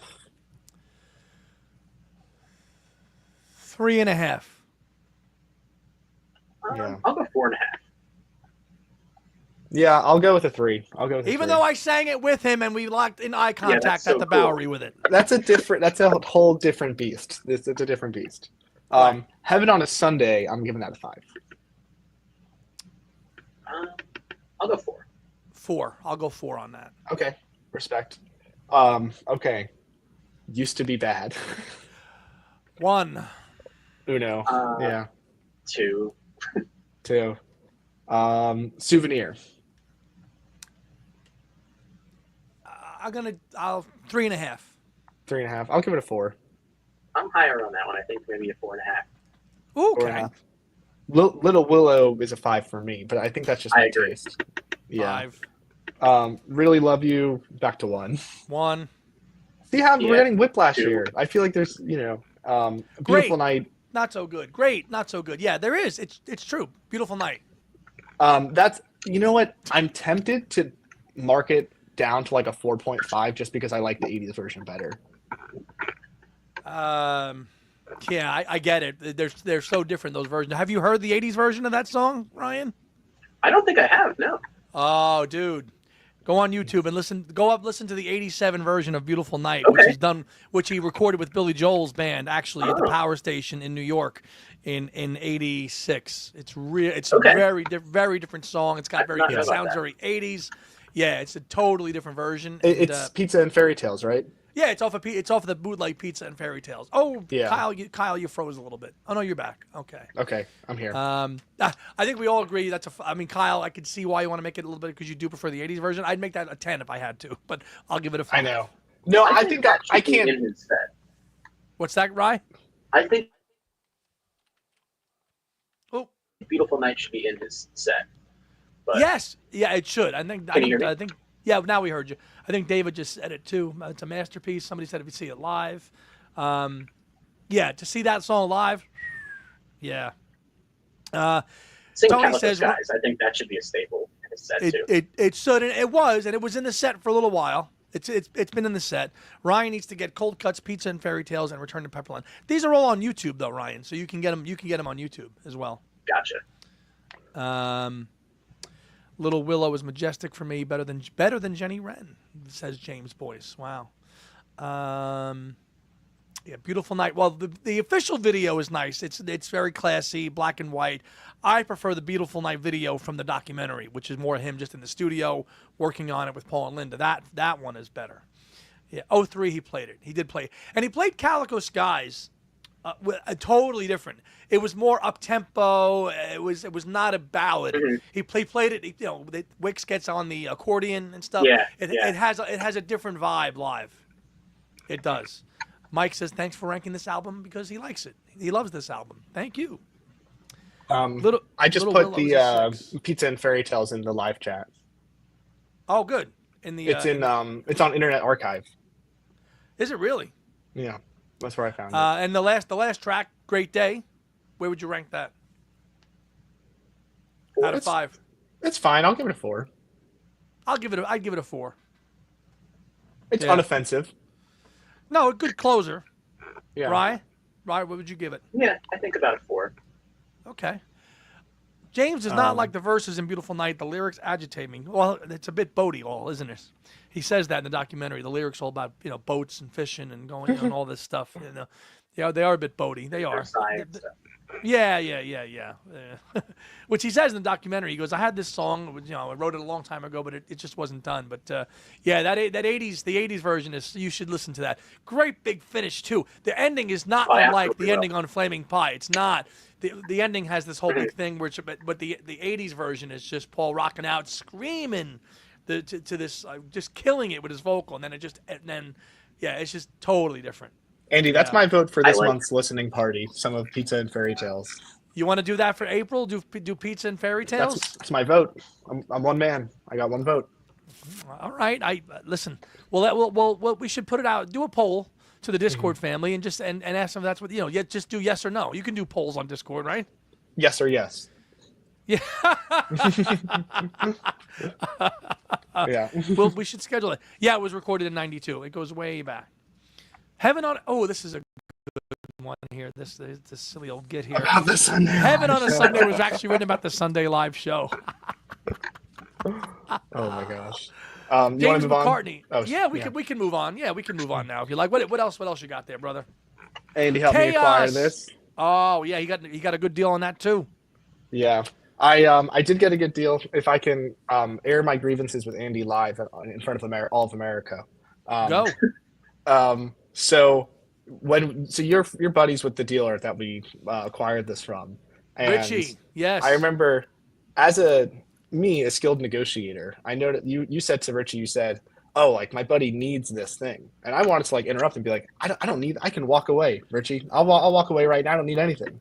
But you know, obviously that didn't really matter. I got it for a good price, but you can't tell the guy that I need it, or else he'll charge me whatever he wants. No, listen. It's the art. It's the art of the deal. You got to go up to the guy and say, "Look, it's Sunday.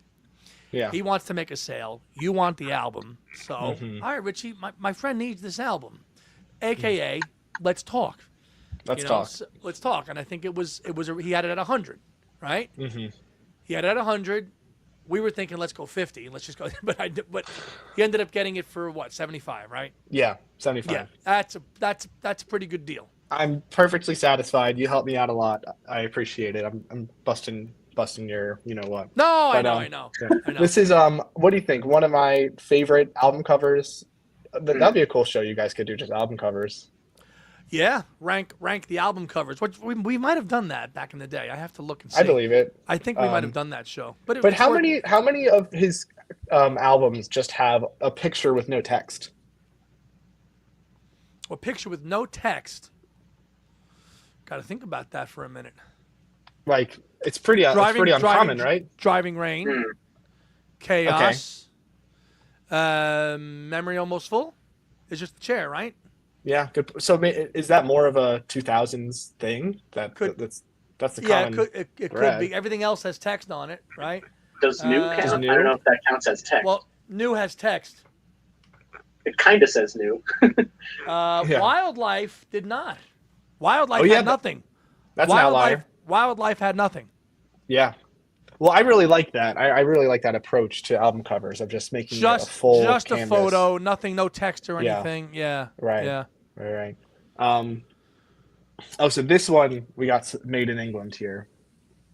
Yes, and that's the gatefold OG Chaos. Gatefold. Yeah. It's amazing. You think about I thought paying $30 for those things 20 years ago was a lot of money. Now 3 figures for these things. I mean, anybody ever follow that guy on Instagram, Vinyl Benji? He was at the fest. You guys know him? No.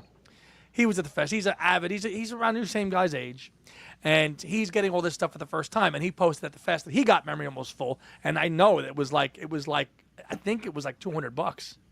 What? Yeah. I got it a couple years ago. I doubt I paid that much. It might have been more. I think it was at least 200. It was a UK copy of Memory Almost Full as well. I saw a few on sale. I don't have that one on vinyl, but I'd like to eventually. Are there? I saw a few of those, and they were in the 200 range. Yes. Yeah. I don't know if there's something special about them, or if it's just hard to find. Supply and demand. Yeah. Supply and demand. Again, they were not early 2000s. The records were not made in the same quantity. From the late 90s, they just were not. Yeah. Tony's asking, is that the gold-colored vinyl? No, that's an OG pressing, Tony.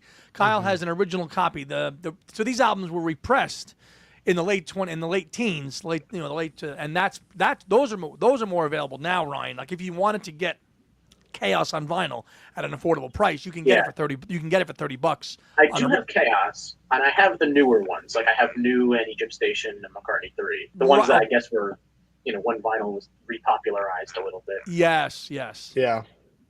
Do you want to rank the tracks, or do you want to? You know what I mean? Let's rank them. Let's rank them, and then I think let's start to make our exits here because it's been an hour and 40 it's been already. time. Yeah, so let's rank Chaos. All right, and, Fine Line. Let's wind down. Fine Line, Ryan. I like that one. I'll go 4.5. I'll go 4. Yeah, I'll give it a 4. How Kind of You? 3. 3.5. Yeah, I'll give it a 4. Jenny Wren is a 5 for me. Yeah, 5. same. 5. At the Mercy, more of a 3. 3. I'll go 3. I feel like there's a pretty good breakdown in there, like a nice instrumental section that I feel like I don't always think of, but it reminded me when I listened to it the other day. It's not really a key part of the song. No. Friends to Go, 5. 5. Sure. Yeah, I'll go with that. I'll give it a 4. English Tea for me is a 5. I love that one. I like that one. 5. Totally. Yeah. It's twee. It's great. 5. Yeah. I'm curious. I'm curious at the viewers here what their take on English Tea is. Yeah. It's the Too Much Lover Hater Rain. song. Yeah. Too Much Rain's a 5. Oh. Same. 5. Yeah. Which was done so well by James Liverani at the Apple Jam on Saturday at the Fest. If you missed that performance of Too Much Rain and you want to see James Liverani do it, go to our recap video. The link to that video is on there, and you can see James Liverani who opened up his set with Too Much Rain. Awesome song. 5. He opened it with Too Much Rain. Yes. Wow, that's cool. Yes, he did. A Certain Softness, for me, that's a 5. Ooh, 3. 4. Okay, all over. Riding to Vanity Fair, that's very good. I would give it a 4. 4. I'll go 4. Follow.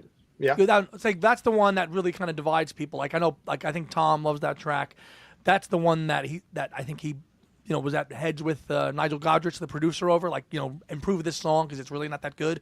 So a lot of people love that song. I think it's a good song. I don't think it's the bee's knees of the whole album, which a lot of people think it is. For me, what saves it is kind of like the atmosphere around it. I think they do a good job of making this texture around it. Yes. Yeah. Follow Me. 4. 5. Oh, 4. I would go 4.5. 4.5. I'm giving it a 5. Okay. Promise to Your Girl. That one's a little hokey for me. I'll give it a 3. Ooh, I love that. That's a 5er for me. Yeah. I'll say 4. What you said a 4? Yeah. This Never Happened Before. That's a 5 for me. 5. Total. Yeah, and then closing it out with Anyway, another 5. 5. Now, are you counting the hidden track? 5. I've only got 2 hands, and as part of that, or is it a hidden track or what? Isn't it just like a quick jam? It's just an instrumental. Yeah. Yeah. But it's lumped on there too. So I would include that as part of Anyway, which is 5. Yeah. Me too. Joe says that It's not Chaos, listed as a separate song on there, right? It's not. It's not on the CD. Later on, it did. I think it gets credited as I've only got 2 hands. Chaos is the closest Paul game to John Lennon's Plastic Ono Band, in my opinion. Fair. In the sense of the emotional rawness. Right, which is what Tony just said. It's his most emotionally vulnerable album. Yeah, because you think about his life at the time and all the stuff with Heather. So, yeah. And again, when Paul's faced with adversity, greatness usually comes out of it. John passing, tug of war. I mean, think about it, right? So it just when he's faced with these obstacles, these major events in his life, he dials down with his music, and it shows. Chaos is a classy album of that. I mean, some people think whether it's Flaming Pie or Flaming Pie is his last great album or Chaos is his last great album. I don't think you can. I personally don't think you can throw that on any of those albums. I don't know if you guys agree. I mean, I think that Memory might be slightly better than Chaos in my ranking. I think there's people would agree with you. I know our friend down under, Boy and Archer, he loves Memory Almost Full, and I think that I could see people ranking that album above Chaos. And I think they give slightly different things. Like, I mean, just even the example of John, like Plastic Ono Band is not the same as Mind Games. And I think they kind of have similar differences of like one being very introspective, the other being a little more poppy. Yeah, totally. Yeah. I think Memory is a little more fun, and Chaos is a little more emotional. So I think it depends on the mood. It's a somber. Totally. It's more of a somber record. Yeah. Obviously with Memory Almost Full, he was trying to be a little more optimistic. But then you've got things like The End of the End on there too. Mm-hmm. So which is funny. Yeah. I know. Contrast. James, what bonus song should go on Chaos? Comfort of Love. Yeah, that's a great Comfort of Love. I feel like Chaos is the last album that Paul really gave us a good chunk of B-sides and New, because you had some really great like Damon's Dance and things like that, which were Chaos and New had a chock full of extra material, which was great. It really was. With Egypt Station, there were a few of those extra singles too. There were some few of those too, and I think Home Tonight and In a Hurry were great. Yeah, those are great. They should have been on. They should have been on Egypt Station. They absolutely should have been. James Boy says Memory also is great, but Chaos doesn't have the loudness issues that Math has. Well, it does. Beatly Tone says Chaos is Paul's third best album for me, and Tony, of course, ranked all of his rankings as well some time ago on his channel. You can check that out as well too. Some love for Fine Line here from Elliot. So I think we can start winding down. So I'd like to thank Ryan and Kyle Hand on the Run for joining me today on this live show, of Andy's live show. First one in 2 weeks, and I think it was a fun one, guys. You enjoyed? Of course. Yeah, thank you so much for having me. Absolutely. This is, again, always a great partnership and talking Macca and ranking and doing these things. And with the post-fest come down and life carrying on, this is what we do. Now we can actually just listen to all this music that we just talked about. And this I'm panel is excited by these called... recommendations. Yeah. Sorry. This panel is called the Flaming Pies, because Ryan and I were both born after Flaming Pie. Thanks for making me feel old. Thanks a No, lot. I mean, you have all sorts of. It's a rotating door of all these people that you have coming in and out, and that's our niche. You know, That's whatever you want to get the young person's perspective, you know where to find us. Absolutely, which we will be doing this a hell of a lot more as long as you guys are into it. Absolutely. Yeah. All right, so I'm going to start saying thank you to everybody. Serge, Tony D, Mom and Dad, Patrick Sweden, Ollie, Elliot Ween, James Boyce, Joe Mayo, David, Louisa, The Real Jackson, Beatly Tone, Mrs. Beatly Tone. Who am I going to miss? I never want to miss anybody. Ollie was here. Mike Waljasper, Susan Gagney, David Rao, Charlie Welch. I'm scrolling back up to not forget anybody. I think that's just about everybody. I'm sure I'll forget somebody who snuck in a comment there. Matt Bazell, of course, he was here for a few minutes. Peter Boothroyd for showing me that photo of myself at the Last Supper with Egypt Station. Wow, that's a Who made that? I don't know. Lynn, Louisa, Brad Purnell, Jeff, aka Music Sound Gear, was here as well. Russ Beatles 63, our friend, who was passing on the history and the legends. Thank you, Mr. Burley, Brad Hill, of course, Chris Hahn, who gave us that White Album idea show, which is doing great numbers. It's on our podcast, Totally. Audio and video. So thank you for that. Mr. Martinez, of course, always here from the beginning. I think that is going to do it. So, everybody out there, have a great week and 2 legs and Beatles and Macca. Enjoy your collecting. Get your good stuff. Join us on Discord if you want to continue this chat. We have a growing family. If you want to learn how to do that, go back and check our video on how to join our Discord. It's part of our Patreon. That's our Wings Over Europe campaign. Well, no, it's the Wings Over the World. The 2 tiers get you on Discord. So if you want, join us on that. And that's where the Macca chat continues, basically 24/7, based on what we're doing. So for Kyle and for Ryan, this is Andy Nichols of 2 Legs. And thanks for joining my Sunday live show. And I'll see you next weekend. Have a good one. Bye-bye. Bye. Bye. Thanks.